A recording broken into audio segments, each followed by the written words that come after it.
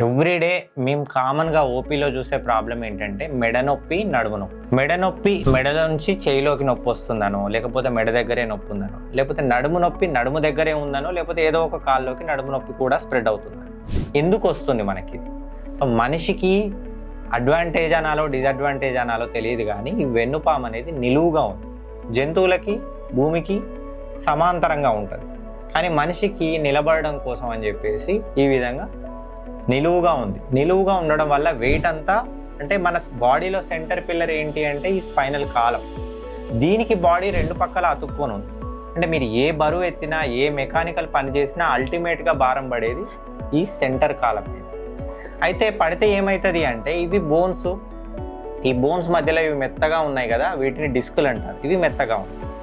ఎప్పుడైతే భారం పడిందో ఆ డిస్కులు జరగడం స్టార్ట్ అవుతాయి. అవి జరిగి లోపల ఉండేటువంటి వెన్నుపామును ఒత్తుతాయి. వెన్నుపాము నుంచి ఈ ఎల్లో కలర్వి ఇక్కడ మెడ దగ్గర చేతుల్లోకి వెళ్ళే నరాలు.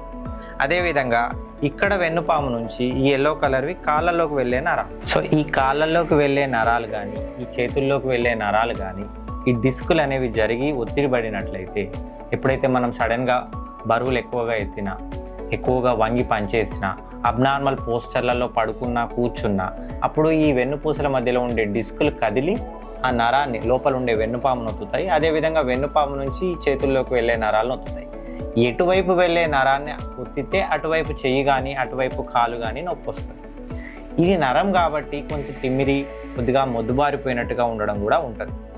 అయితే దీన్ని మీరు అశ్రద్ధ చేస్తే ఏమవుతుందంటే, ఈ నరం ఏ కాలు పాదానికి సప్లై చేస్తుందో, సపోజ్ ఒక పాదానికి సప్లై చేస్తుంది, ఈ నరం పాదానికి సప్లై చేసే నరం మీద ఒత్తిడి పడితే ఆ నరం వీక్ అయిపోతే పాదం వాలిపోతుంది. పాదం వాలిపోయి పాదం పైకి రాదు. నడుస్తుంటే ఏమవుతుంది, ఆ వేళ్ళు అనేవి ముడుచుకొని మనిషి ముందుకు పడి దెబ్బలు తగులుతాయి. అదేవిధంగా ఈ నరాలు అనేవి యూరినరీ బ్లాడర్కి కూడా వెళ్ళి బ్లాడర్ నొత్తేస్తాయి. మనం మూత్రం పోయాలి అనుకున్నప్పుడు ఈ బ్లాడర్ను ఇవి వెళ్ళి సంకేతాలను ఇవ్వడం ద్వారా మూత్రం పాస్ చేస్తాం. ఇప్పుడు ఇది ఎఫెక్ట్ అవ్వడం వల్ల ఏమవుతుందంటే అవి సిగ్నల్ సరిగ్గా ఇవ్వవు, కాబట్టి మూత్రం పూర్తిగా బయటికి పోతుంది, సగమే బయటికి పోతుంది, దార సరిగ్గా రాదు, తట్టుకుంటూ వస్తుంది. కాబట్టి ఇక్కడ ఈ డిస్క్ ప్రాబ్లమ్స్ ఉన్నట్లయితే మీరు నెగ్లెక్ట్ చేయొద్దు. చాలామంది ఏం చేస్తారంటే ఆపరేషన్ అనగానే భయపడతారు. కొందరు ఏం చేస్తారంటే ఎంఆర్ఐ పంపి ఆపరేషన్ చేయాలా అని అడుగుతారు. ఆపరేషన్ ఎంఆర్ఐకి చేయం కదా, మేము మనిషికి చేస్తాం కదా. కాబట్టి పేషెంట్ని ఎగ్జామినేషన్ చేసి ఎంఆర్ఐ చేసి అప్పుడు ఆపరేషన్ చేయాలా లేదా అనేది డిసైడ్ చేస్తాం.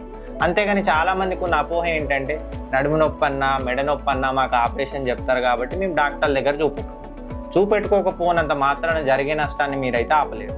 అసలు ప్రాబ్లం ఎంతుందో తెలుసుకోవాలి అంటే మీరు ఒక న్యూరాలజిస్ట్ని సంప్రదిస్తే అది ఎగ్జామినేషన్ చేసి ఏ నర్వ్ రూట్ ఎఫెక్ట్ అయింది, ఎంత ఎఫెక్ట్ అయింది, మీ పవర్ ఎంత దెబ్బతిన్నది, మీ రిఫ్లెక్సెస్ ఎలా ఉన్నాయి, ఓవరాల్గా మీ ప్రాబ్లం ఎంత ఉంది అనేది డిసైడ్ చేసిన తర్వాత ఆపరేషనా, ఫిజియోథెరపీయా, మందులా అనేది మేము చెప్తాం. మీకు మీరుగా అపోహలకి లోన్ కావాలి.